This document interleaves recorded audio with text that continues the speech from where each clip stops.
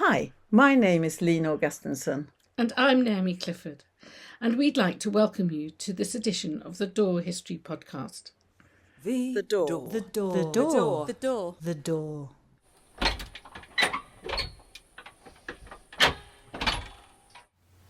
I'm sitting here with Naomi Clifford, and we're going to talk about another formidable woman of the 19th century, Susanna Meredith. How did you find out about her?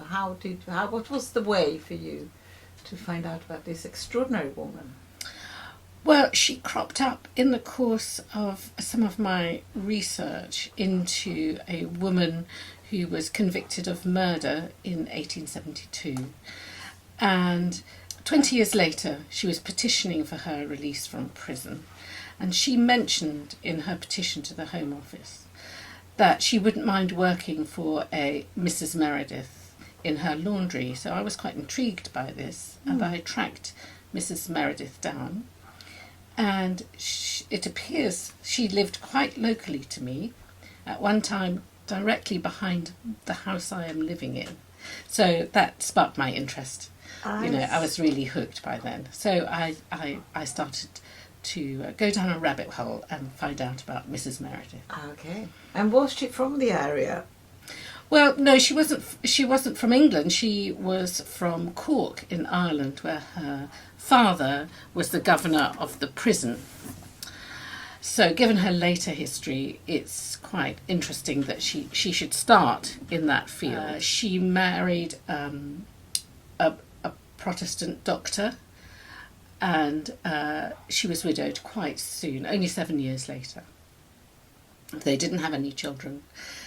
After he died, she threw herself into philanthropic work. So she started to she get involved with projects to alleviate some of the distress that had been caused by the Irish famine. So she started putting her efforts into training girls in lace making, for instance. But she did move to London with her widowed mother and settled, I think, in West London to start with, and later moved to South London. And by that time, she was fully invested in efforts to help women coming out of prison.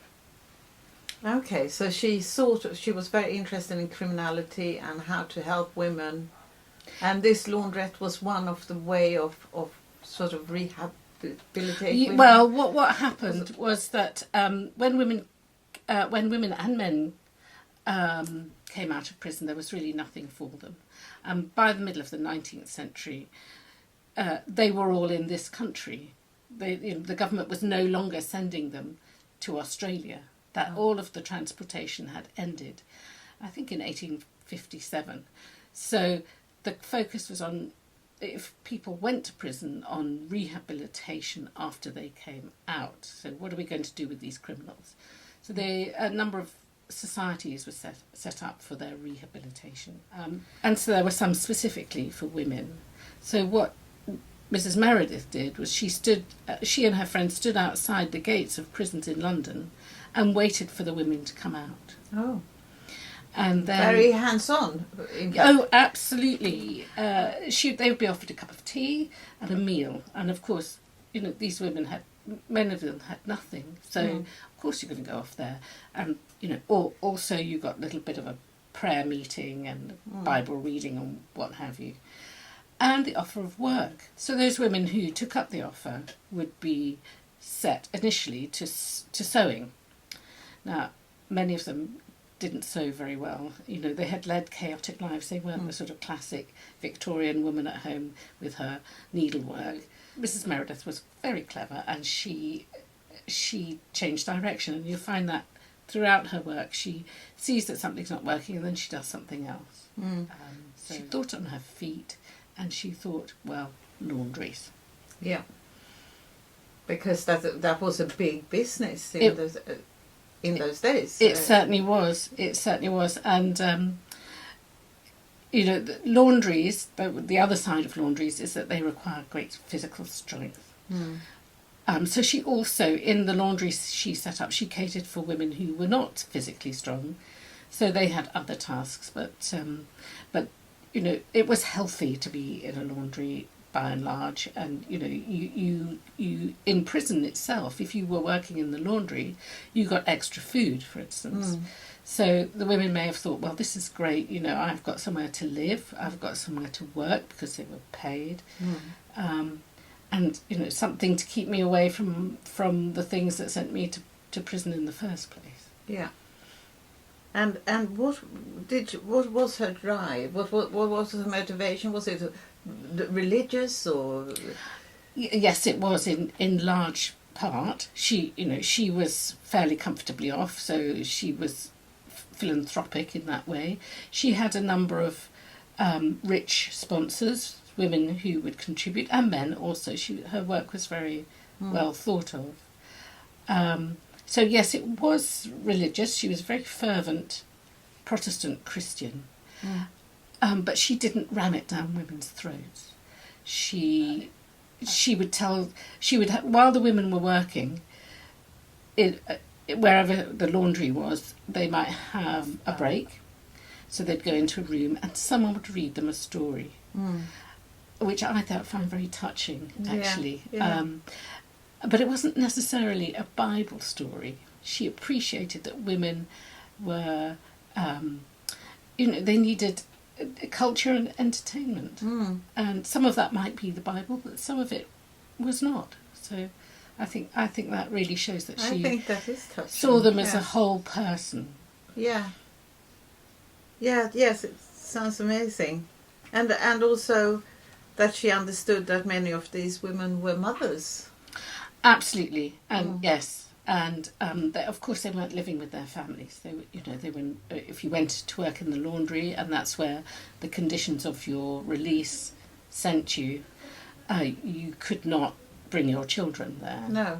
How did that work then? Well, it's a bit like probation. So you get released from prison, but you're on licence. Yes. So you'll be watched by the police. You might be visited to check that you're obeying the conditions of your licence. If you commit another crime or you're doing something that's not in the conditions of your licence or against them, you might be called back to prison. These women would be released to a destination. So the destination might be the Society for the Rehabilitation of Prisoners. Yeah. And it was a condition of your release that you stayed there and worked. And if you broke that condition... Yeah. So but they were not with their children. They were not with their children. No. Remained where they were when the women were sentenced and doing their time, and that might be with their partners. It might be in the workhouse. It might be on the streets. The children. I can't say they were abandoned completely, but there was no official care system for them. Yes. As Susanna Meredith's work continued, she began to focus on those children, particularly the girls. Yes. So interesting. As you said, she did think about the whole picture. Yes, she did. And she changed. Yes. So she did so many things, and what she did for these girls was initially she recruited foster parents in Surrey, around the Addlestone area. So I think that most of her foster children would have been quite young, babies possibly. Yeah. And they were placed with these foster families. Then she got more contributions from people who were supporting her work, and she actually set up and built a children's home in Addlestone for girls, and they were housed. Again, I think it really shows, that she was ahead of her time. They were housed in houses with a matron, a mother figure, in small groups. So it wasn't a big anonymous orphanage. No. They were treated with care and individual attention. Yeah. She also had other charities. She sent Christmas cards to prisoners across the world. Wow. And yes, she had fingers in many pies. Yes.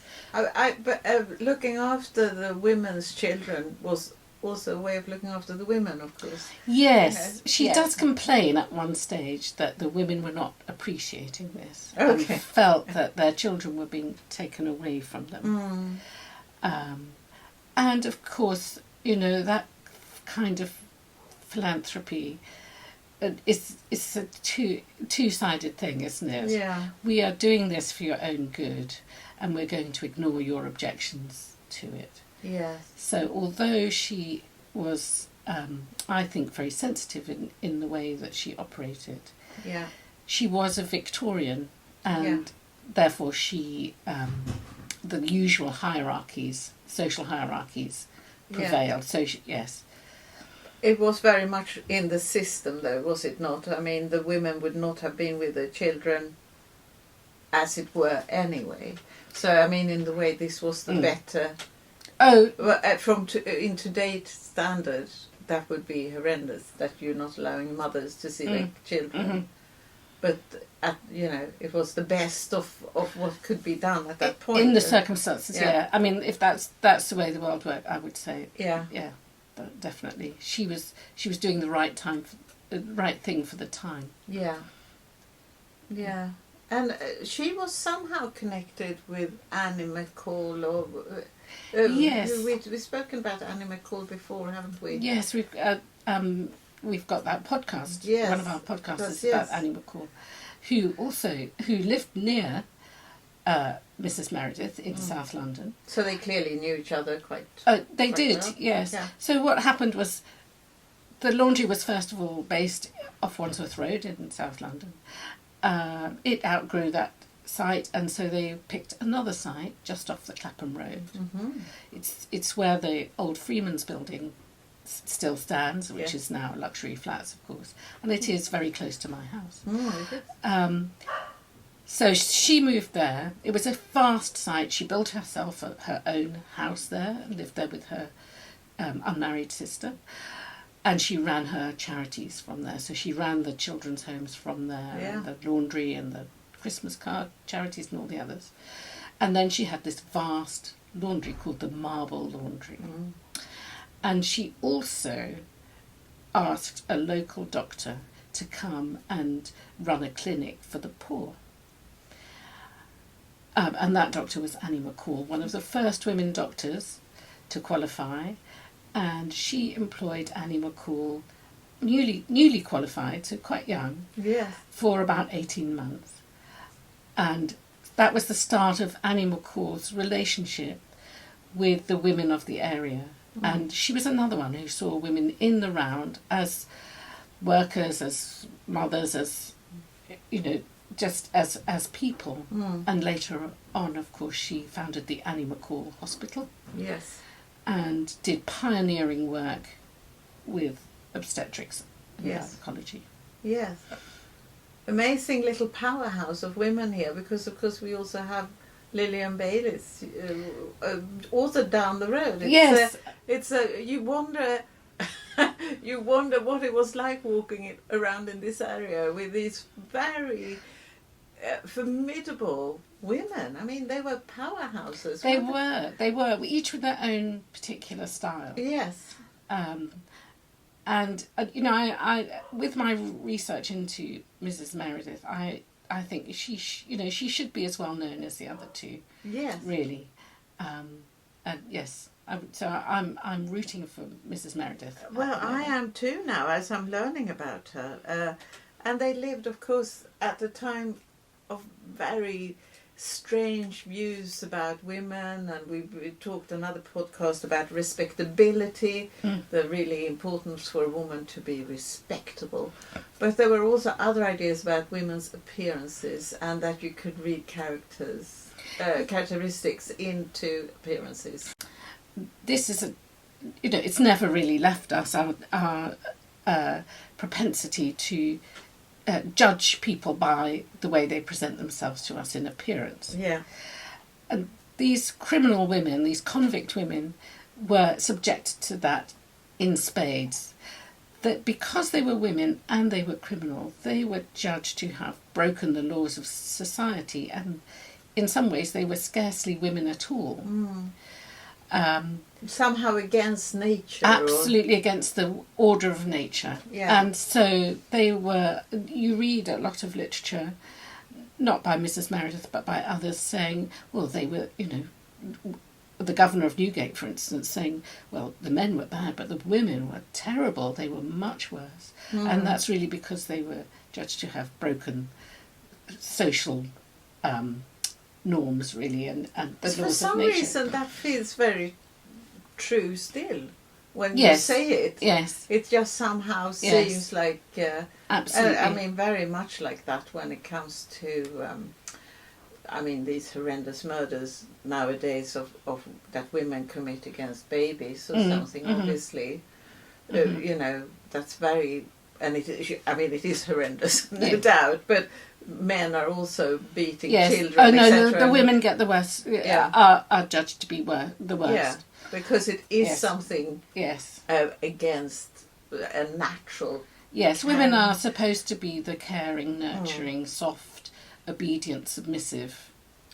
And that's about the character, but what about the appearance then? What would, what substitute, in what way could you see a sort of criminal aspect of a woman?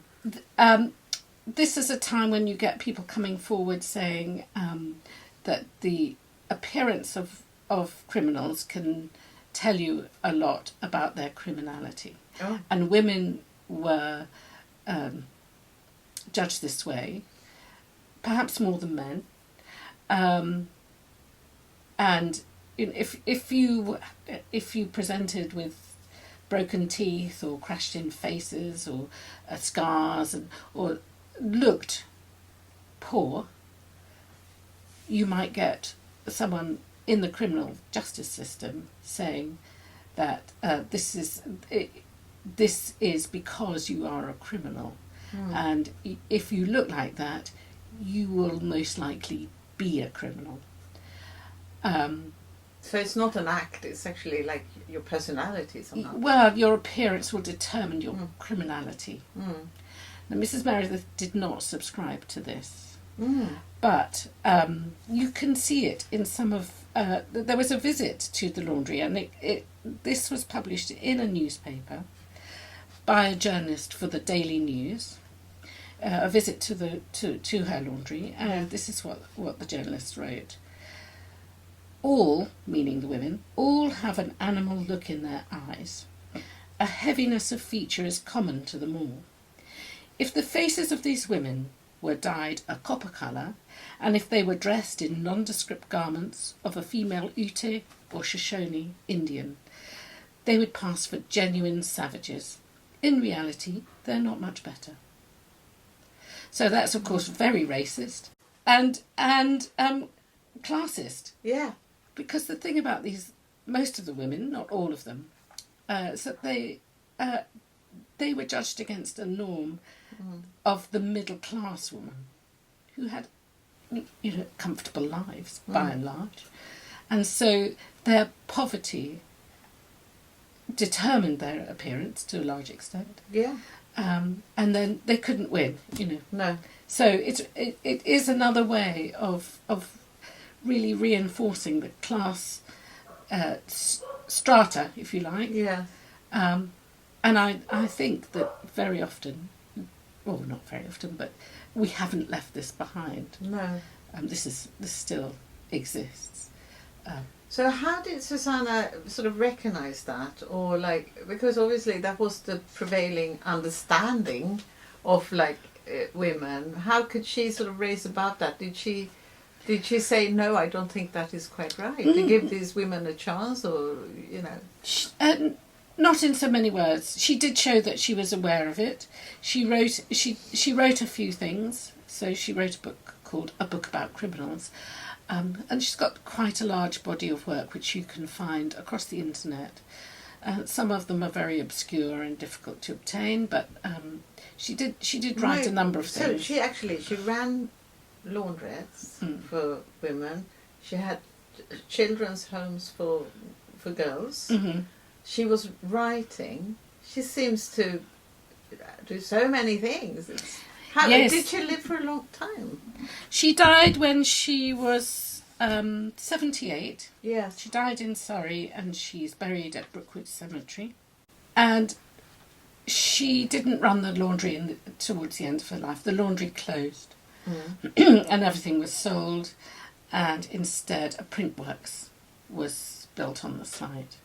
But I think when the laundry closed, it was probably because some of the things they were doing were no longer required, and the world had moved on to some extent. When is this approximately then? When did she die? Did you say? She died in 1901. Okay, yeah. And the laundry had, as I said, already closed a couple of years earlier. So perhaps it was that she wasn't really available to run it in the way that... and society had changed. I guess some of their sponsors may have died or put their money elsewhere.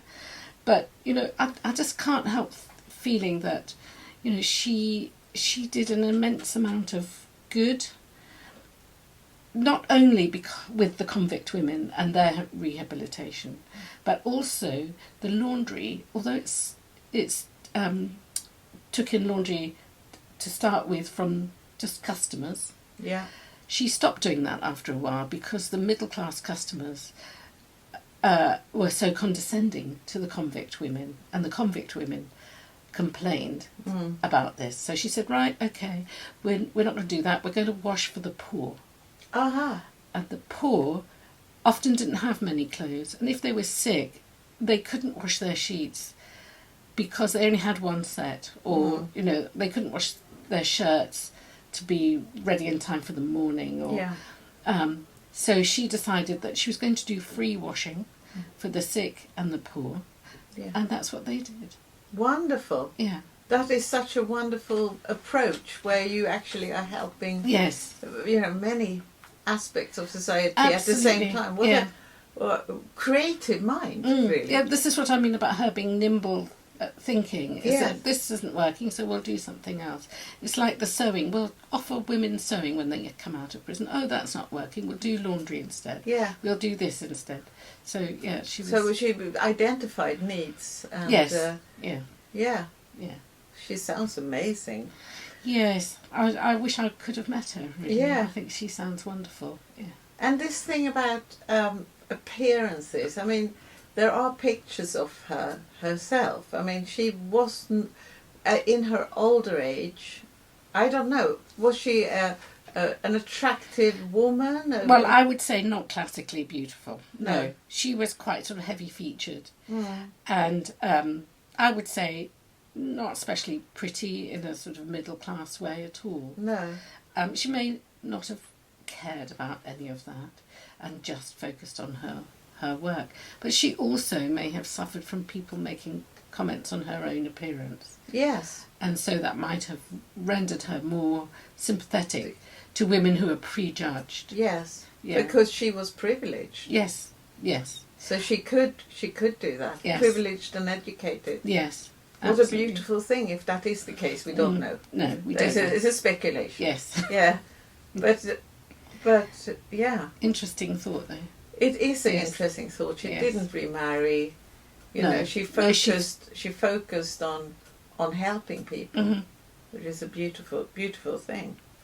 So you came in contact with her through your research. Yes. Yes, and tell me a bit about your murderess that you are researching. Well, I'm writing a novelisation of this murder case.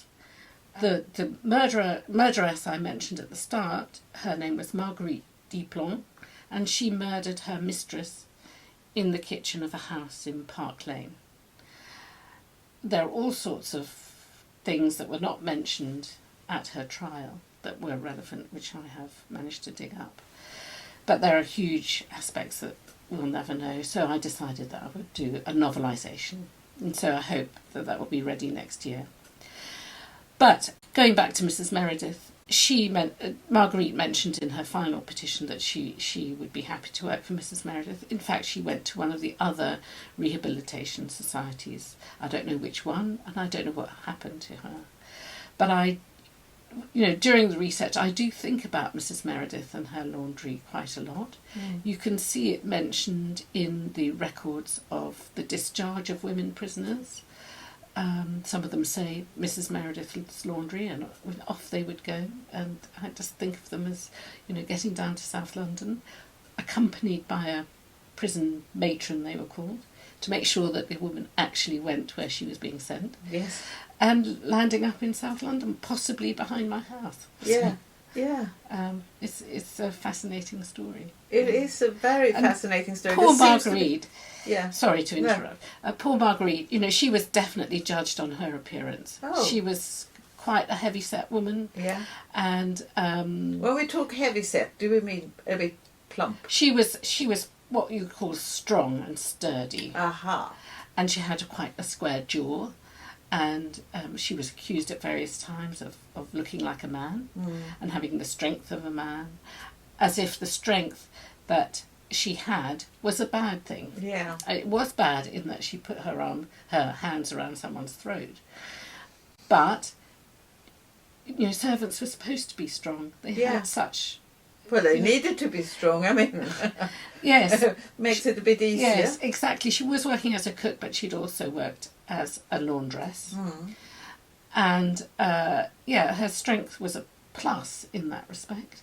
But until not by society. Well, yes, until it became a negative, a minus. Yeah, so she couldn't win, basically. So she was very judged by her appearance, you're saying? Absolutely. Yeah. And her actual appearance in photographs was manipulated so that she looked sort of worse than she was. Oh. Yes. How did you find that out? Is it obvious now, looking at it, or is it...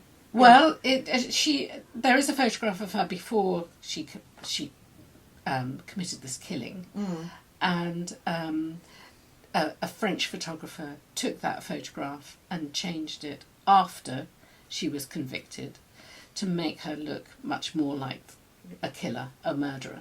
Oh. So it's quite shocking, really. Quite shocking. Yeah. And it seems it's often when we do these history podcasts, it comes back to now, doesn't it? Yeah. And the how little things change. Absolutely. But also things do change. This is we have to remember. Well, I think that wraps up Mrs Meredith. Yes. Yeah. Wonderful. But if anyone knows anything more about Mrs Meredith, we'd love to hear from you. Definitely. Thank you for listening to this episode of The Door Podcast. Please like us on social media, Twitter or Instagram at The Door Podcast. Or subscribe to us. You'll find all our various platforms on our website, thedoorpodcast.com. That's all from us. See you next time. Bye. The door. The door. The door. The door. The door.